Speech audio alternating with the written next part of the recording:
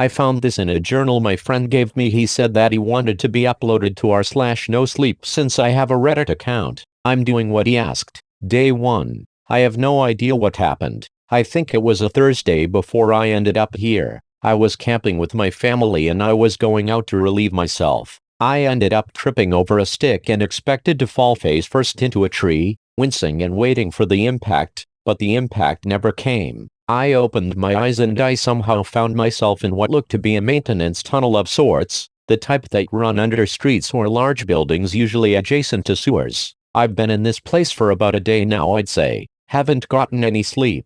I've found an unlocked door. I'll keep this journal updated. Day 2. I'm in an office building, I think. There are no desks, no furniture at all, really. The only thing that gives away it might be an office building is the layout. I can see vague marks of what might have been discs on the carpet. I approached what I thought was a human, except its skin was a darkish gray without any facial features. I don't think it even had ears. When I approached it, it jumped back and ran away as if it was afraid of me. I don't even know what I was thinking at that time. I've found a decent place to sleep for now. Day 3. I was awoken by someone who appears to be wearing some sort of makeshift armor. They demanded to know who I was and threatened to kill me if I didn't. I complied and they strangely asked me to follow them, where I was greeted by a bunch of people who called themselves the Major Explorers Group. They gave me some sort of liquid in what looked to be an energy drink called Victoria's Kitchen almond water, with vanilla and rose. I had been so consumed with finding out where I was I forgot to drink and eat. Naturally I drank the whole thing in about 5 seconds.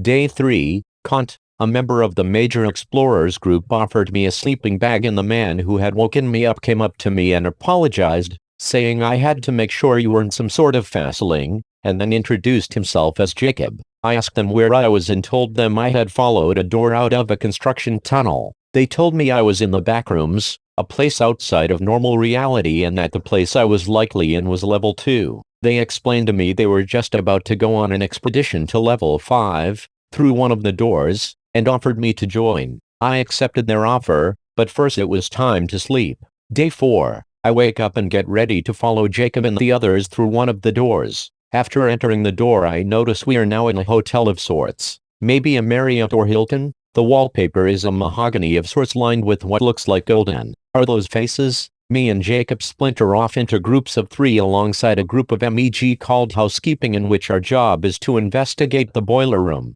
We get down there and it's incredibly hot. I'm talking about Sahara Desert type heat, but I didn't have time to dwell on that. I heard some growling and then someone screamed the words hounds.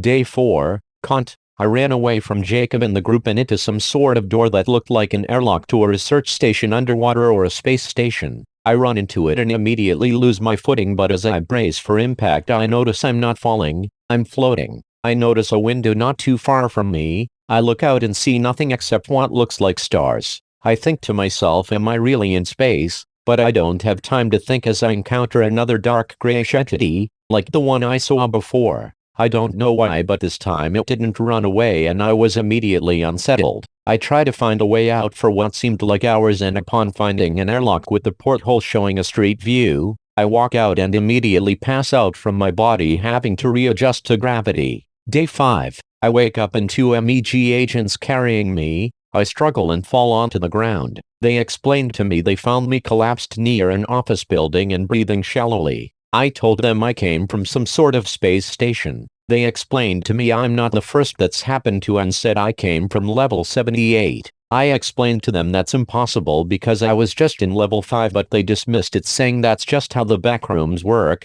One of them said, hell, even one of these clothing stores will lead you to level 807. Day 5. Kant. The agents take me back to MEG Base Beta and give me food and almond water. They tell me this is the safest place I'll be in for a while, so they tell me to get some rest and show me to a barracks-type room where there are beds with blankets. I go to the restrooms and then lay down and go to sleep.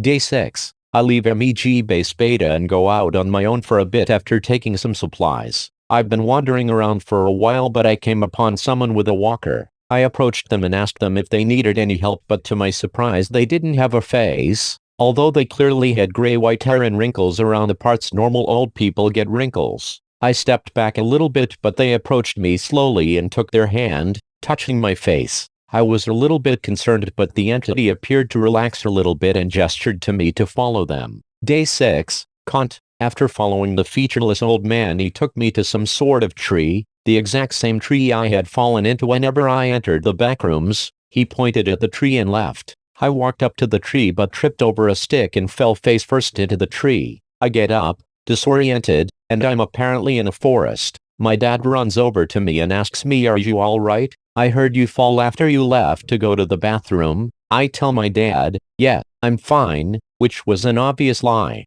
I wasn't fine in the least. Was it all a dream? Did all of that really happen? I told my dad what happened and he thought I just had a bad dream. I did too, but deep down inside my mind I knew, the backrooms are real. You guys were a great audience. Here's another one I found. Something happened 63 years ago that's haunted me my entire life. I've never told anyone about it, until now. It's official, I'm an old man. For the last couple years, I've comforted myself by saying I'm in my early 70s, but math is simple and unforgiving. Today is my 75th birthday, and God, the years do fly. I'm not here for your well wishes. This is hardly a milestone I'm excited about. I'm glad to still be here, of course, but I find I have less and less to live for with every passing year. My bones ache, my kids live far away, and the other side of my bed has been empty for just over 8 months now. In fact, once I cast my vote against that goddamned Trump this November, I may have nothing to live for at all. So spare me your happy birthdays and your congratulations,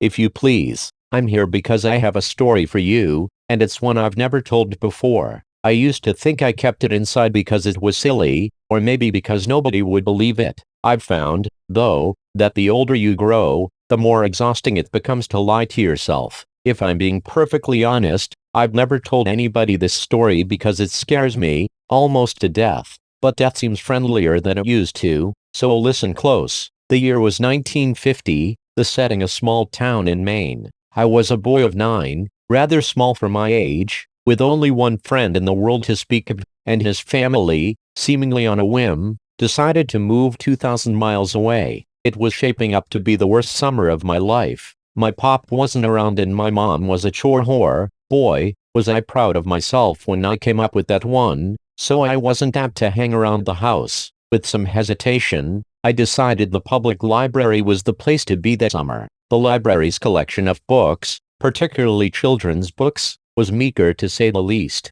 but within the walls of that miserly structure, I would find no undone chores, no nagging mother, God rest her soul, and perhaps most importantly, no other children with whom I would be expected to associate. I was the only kid with a low enough social status to spend his precious days of freedom sulking amid the bookshelves, and that was just fine with me. The first half of my summer was even more dreadful than I had imagined it would be. I would sleep in until 10, do my chores, and then ride my bike to the library, and by bike, I mean rusty log of shit attached to a pair of wheels. Once there, I would split my time between unintentionally annoying the elderly patrons and deliberately doing so. One pleasant lady actually interrupted my incessant tongue-clicking to hiss a "shut the fuck up" at me, the first time I ever heard a grown-up use the F word. Big fucking deal, I know, but in those days it was unheard of. The dreary days turned to woeful weeks. I had actually begun praying for school to start again, until I discovered the basement. I could have sworn I'd roamed every inch of that library, but one day,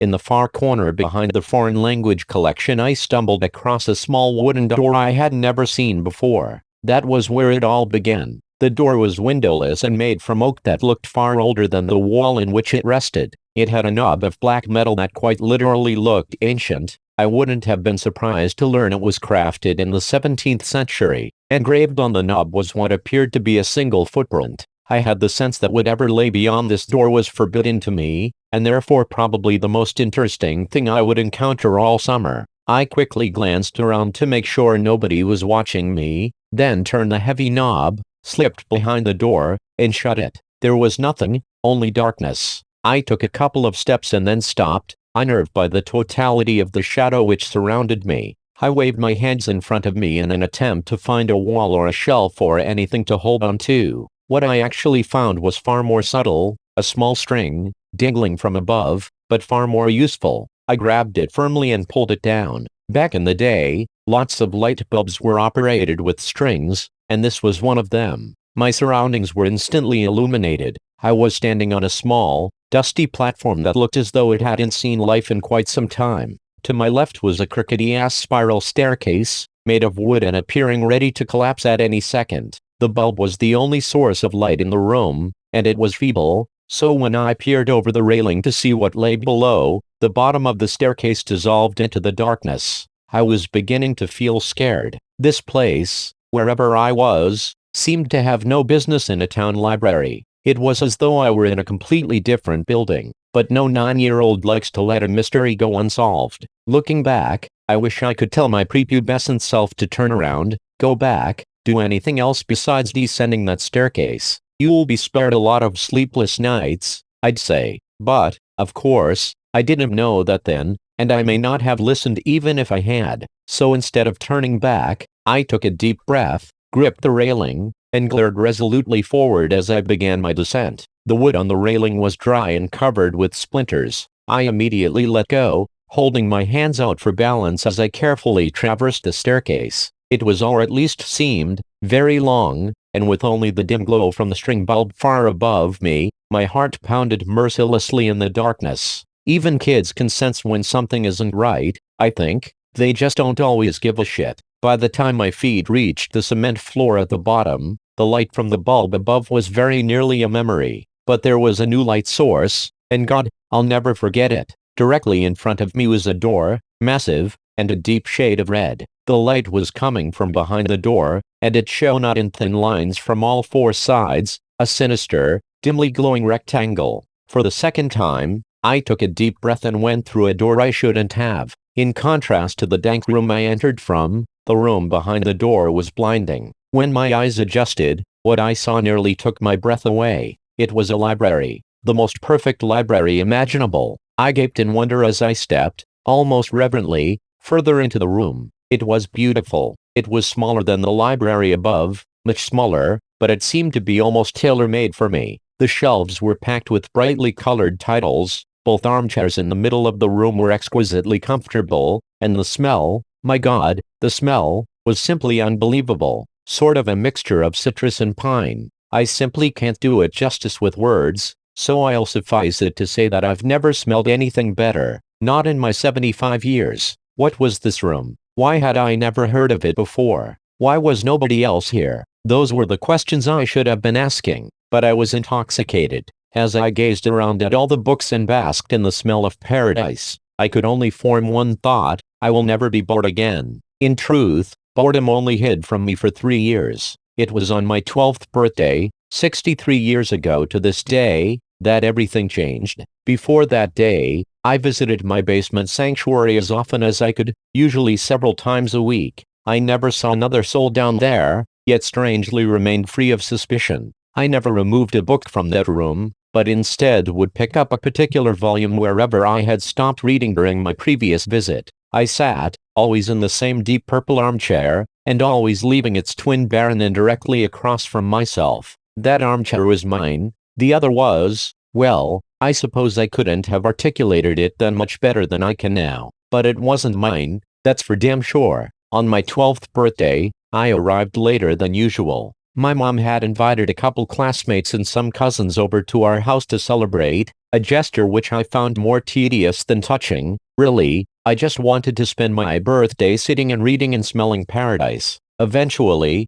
our guests went home, and I made it to the library about 15 minutes before closing time. That didn't matter, the workers never checked down there before they locked up. I was free to stay as late as I wished. This particular night, I was devouring the final chapters of an epic adventure, knights, swords, dragons, and the like. I didn't smell it until I read the final words and closed the book. The once exquisite aroma of that room had turned sour. I sat for a moment, unsettled. Objectively, I could recognize that the smell was actually the same as it had been before, that mixture of citrus and pine. I just perceived it differently, and I didn't like it anymore. It was the nasal version of an optical illusion, you know, the one that looks like a young woman glancing backward, but all of a sudden you see that it's really an old woman facing toward you. You can't unsee that, and I couldn't unsmell this. The spell was broken. The odor also seemed, for the first time, to be coming from somewhere specific. With a fair amount of trepidation, I stalked around the room, sniffing the air like a crazed canine until I came to a shelf near the back. The shelf was perfectly normal, with the exception of one title, a large, leather-bound cover of solid faded maroon, with one striking black footprint at the top of the spine. This was the source of the smell. I opened the front cover, and saw one sentence scrawled neatly in blood-red ink atop the first page. "Rest your sorrows down, friend, and leave them where they lie." I stared at this sentence, mesmerized, as I began to retreat to my chair. I turned a page, blank. The smell became stronger. Another page, blank, and the smell grew stronger still. I stopped for a moment, suppressed a gag, and continued walking. Then, as I neared the armchairs, I turned one final page, and there, in the same sinister print, was the last thing I expected to see, my own name. I dropped the book. I began to sprint toward the door,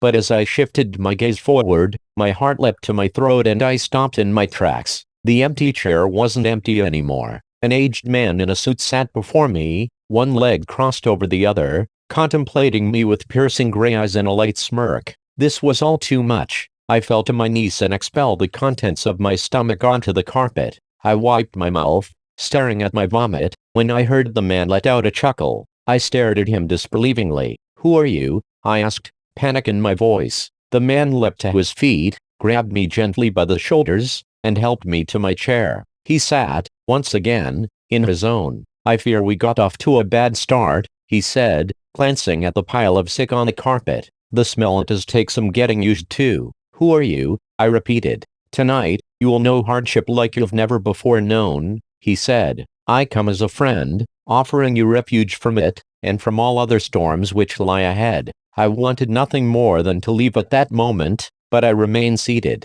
I asked him what he was talking about. "Your mother is dead, my boy, by her own hand, in her kitchen. The scene is gruesome, I must admit," he said in sorrowful tones, but was there a playful glint in his eye? "Surely you wish to avoid this path. I can show you a safer one." My blood ran cold at the horrors this man spoke of, but I did not believe him. "What do you want with me?" I demanded, trying to sound braver than I felt. He laughed, an old, raspy yelp that seemed to shake him to his bones. "Nothing but your friendship, dear boy," he said. Then, sensing I found his answer inadequate, he expounded. "I want you to come on a journey with me. My work is noble and you will make a fine apprentice. And maybe, when I'm done," he sighed tiredly, running his bony fingers through his thin white hair, "maybe then, my work can be yours." I stood up, shuffling toward the door but never breaking his gaze. "You're crazy," I told him. "My mom isn't dead. She's not. See for yourself, if you must," he said, gesturing toward the door. I threw him a contemptuous glare and bolted for the exit. As my hand closed around the knob, he said my name softly. In spite of myself, I turned around. "Your road won't be easy, friend. If it ever becomes too much for you, and I mean ever," he said, pausing to sweep his hand over the room, "you know where to find me." I slammed the door behind me and took the decrepit stairs two at a time. I exited the library, clambered onto my bike, and hightailed it home. The front door was wide open. I dismounted, leaving my bike in a heap on the ground, and approached the house cautiously. The old man was lying. He must have been. Still, tears began to sting my eyes. Heart pounding, I stepped inside and called for my mother. I heard no answer, so I turned into the kitchen. To this day, I don't know why she did it. I've lived in that small town in Maine my entire life, although I've kept mostly clear of the public library. Once, in my late 20s, I summoned the courage to step inside. Life was good at that time, and my fear had begun to morph into idle curiosity. Where the door to my basement sanctuary once stood was only a blank wall. I asked the librarian what had become of that basement, though in my heart I knew the answer. There was no basement, she said. There had never been a basement. In fact, if she had her facts correctly, city zoning ordinances prohibited a basement in the area. I've been haunted by that sickly sweet smell, that poisonous blend of citrus and pine, ever since that long ago birthday. When I saw my mother in the kitchen that day, collapsed in a pool of her own blood, I smelled it. When a man claiming to be my father knocked on my college apartment door, begged me for money and beat me to within an inch of my life when I refused. I smelled it. When my wife miscarried our second child, I smelled it, and again when she miscarried our fourth. When our oldest son got behind the wheel of the family Buick completely shit-faced and got his girlfriend killed, I smelled it. I began to smell it periodically as my wife became sick. She died late last year, and now, I'm alone for the first time in more than half a century. Now, I smell it every day, and it feels like an invitation. A few months ago, I went back to the library and the small oak door with the ancient handle was there, right where it used to be. My evening walk has brought me past that library every day since, but I haven't gone inside. Maybe tonight I will. I'm frightened to die, yes, but lately I'm even more frightened to keep living. The old man was right, my road hasn't been easy, and I doubt it will get any easier. Rest your sorrows down, friend, and leave them where they lie. He promised relief, a refuge, he said. Was he right about that too? There's only one way to find out. After all, I still know where to find him. Don't let them in. Addiction took our mother slowly, rocked her through it and sung her to sleep, sunk deep into the mattress on her bed.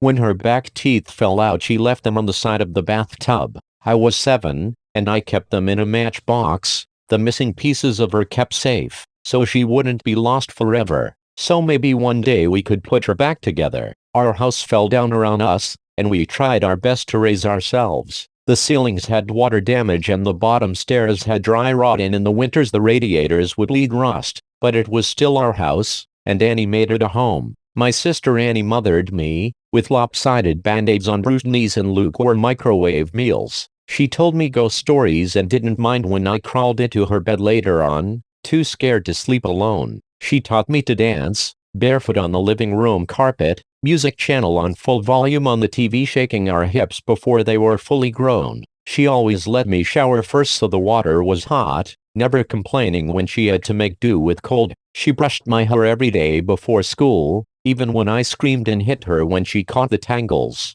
Annie was dark-haired like her father, whoever he had been, but I was blonde. Annie was desperate to be blonde too, like Marilyn Monroe, like Mom. I think she thought it would make them closer, remind Mom less of her dad. I'd give anything for her to have her hands in my hair one more time, even if it hurt. She moved to New York when I turned 18 and never came back. I still dream about her sometimes. Keeping up with her mother was impossible, and we learned from a young age we would always be left behind. It didn't make it any easier. When she was drinking light, she shone, would wake us up at 3 a.m. with pancakes, dripping in cherry syrup. Sometimes when the weather was right and she'd had enough being drunk alone, she would call our school up and tell them we had both come down with summer sickness and we'd drive to the beach instead. I remember being 9 years old in the back seat of the car coming home after one of our ocean days, sucking the salt from my fingers. Annie had just dyed her hair blonde, her best friend Jane helping her bend over our kitchen sink.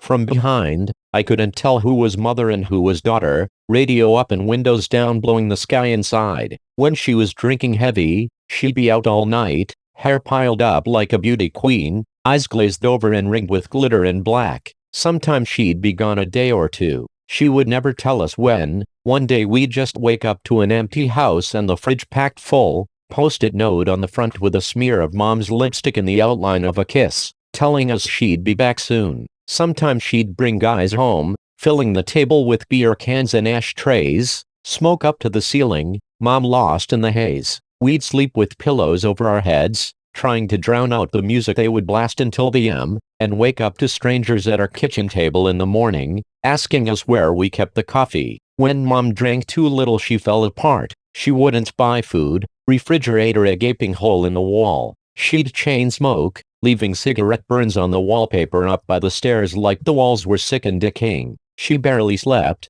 walking around with blue half-moons under her eyes, knuckles raw. She would scream at the slightest thing. I remember once when I spilled a glass of juice on the couch. She looked over at me with dead eyes and dragged me off onto the carpet and then took every single cushion off the couch and into the backyard and set them on fire. Annie went to watch a while from the window and then sat next to me on the floor, backs pressed against the skeleton of the seats, head resting in the crater of my collarbones. When Mom drank too much was the worst. She'd laugh too loud and too long at anything and everything. until her mouth started to shake and she started crying at the breakfast table into her cereal. Annie shut down when Mom was like this, went somewhere deep inside herself where nobody could hurt her. She'd stay up until the morning watching old black and white movies on TV, whispering the lines she knew by heart like prayers. When I was 5, I'd cry when I'd find Mom passed out cold on her bed, sure she would never wake up. Annie would wipe my tears, tell me she was only sleeping just like the princesses in my storybook.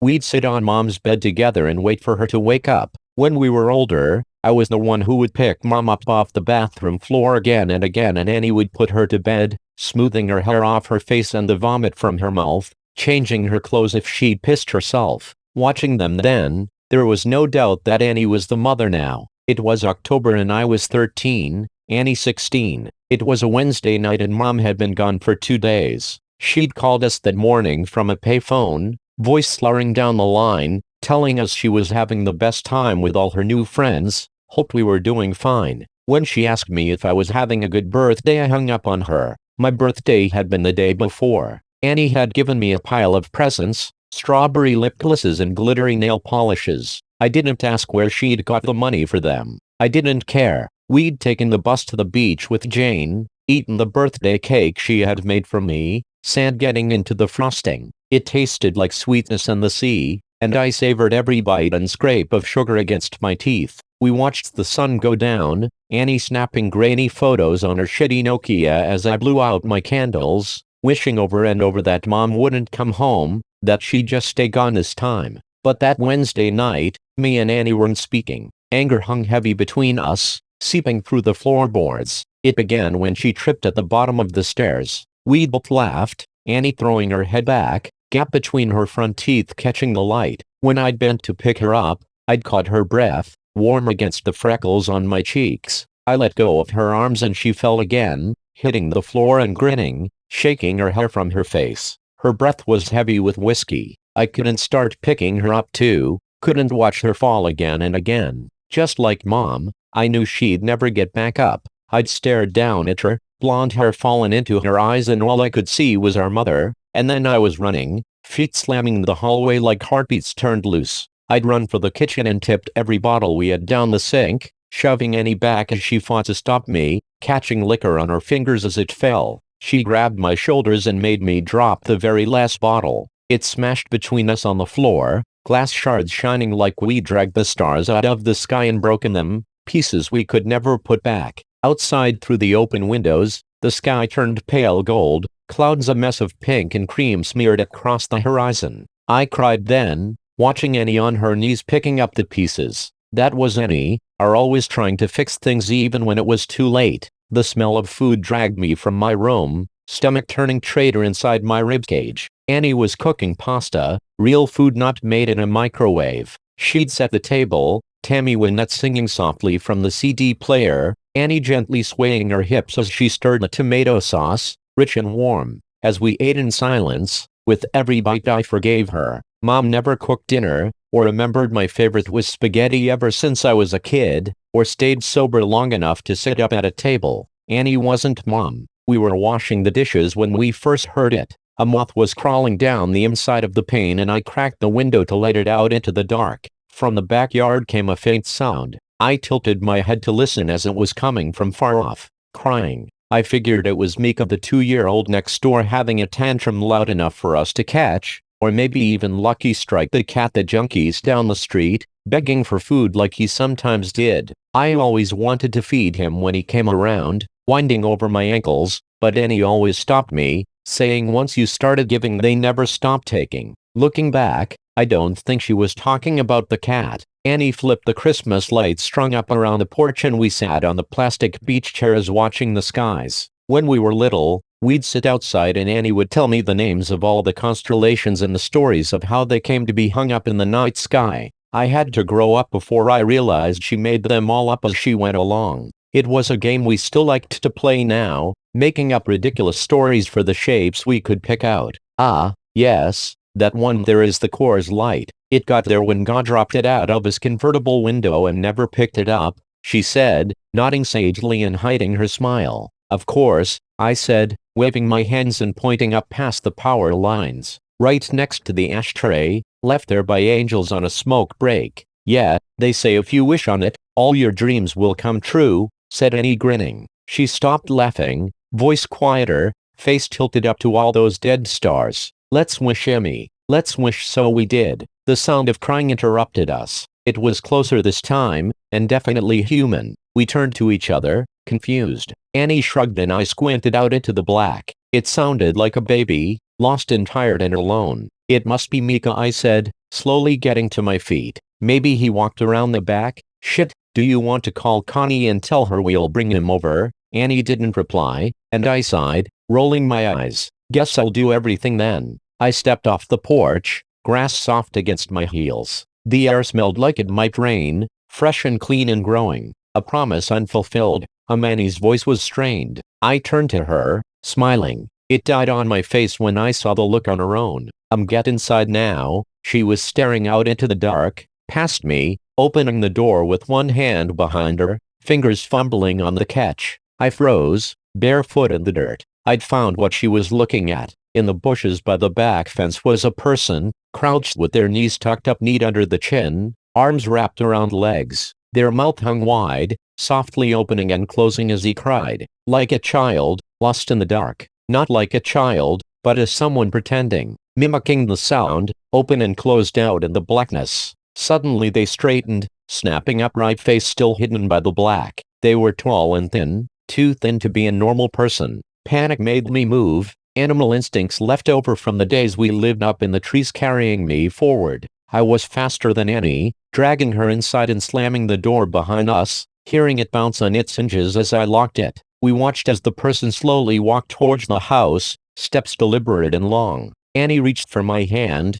holding me tight and turned me to face her, holding my shoulders. Don't turn around, Emmy. Don't turn around. Instinctively I started to look over my shoulder out into the darkness. Annie grabbed my face, hard, and shook her head. I knew then she was serious. Her voice cracked, and she cleared her throat, gripping my hand tight enough to hurt, nails digging in, grounding herself. I looked down at her fingers interlocked, both of us grown from the same bones. I'm gonna call the cops and everything is going to be, her voice faltered, stuttering. Tears spilled over her lashes, dripping like the promise of rain. Annie never cried. Your phone's on the porch, she whispered, and bile crawled its way up my throat. Her phone was upstairs, charging. A soft, tapping filled the silence. Annie turned to the window, eye whites showing her eyes were so wide. It was the sound of someone's forehead against the glass, slowly, over and over. They started to speed up,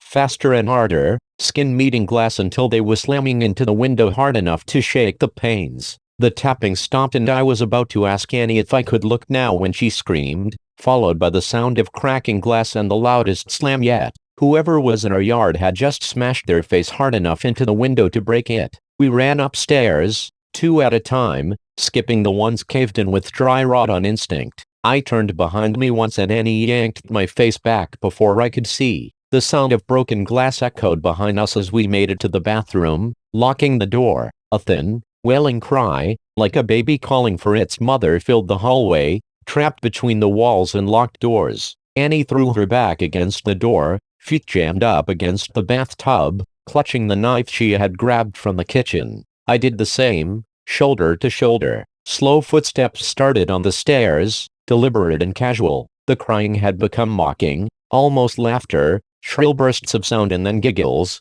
high-pitched and abruptly stopping before starting again. The first door on the upstairs floor was my bedroom and we heard a distinct sound of it slamming open. They were looking for us. What the fuck is going on? I asked Annie, not even bothering to brush away the tears that I couldn't stop falling. I watched my sister pick herself up off the floor and brace her hands on the door as we heard the sound of a second door slamming open. Mom's room. The next room on the hallway was the bathroom. Annie pulled me to my feet and handed me the knife. I shook my head and pushed it back to her, terrified of what would happen if I had to use it. Annie shoved me and pressed the knife into my hands, thumb pressing hard enough on the blade to bleed. I watched my sister's blood drip down her wrist, a winding red road, still pushing into my hands despite the pain. I took the knife. Something slammed against the wall that Mom's room shared with the bathroom. A high-pitched wail followed. I held my breath, Could feel my heartbeat in the base of my throat, a wild and frantic thing.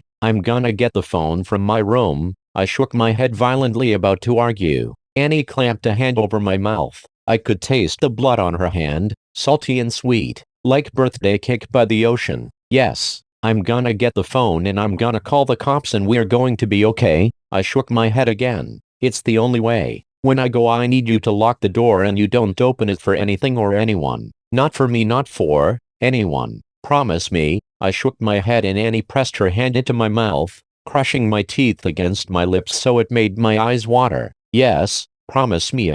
Something smashed in the room next door. Annie brushed the hair off my face, gently tucking it behind my ear. Promise, she mouthed, and unlocked the door as slowly as possible, bolt scraping gently. I watched the curve of her shoulder disappear into the black hole outside, like the moon in eclipse, and then she was gone. I couldn't move or breathe for a second, and then I slammed the bolt shut just as something bounced off the outside of the door. A high-pitched scream followed, handle rattling up and down hard enough to pop one of the screws. I watched it roll towards me on the tiles, and then silence. I sat with my back to the door, holding the knife and wishing I was holding Annie's hand instead. Still silence. Nothing but me and my lungs slowly filling the room with my breath.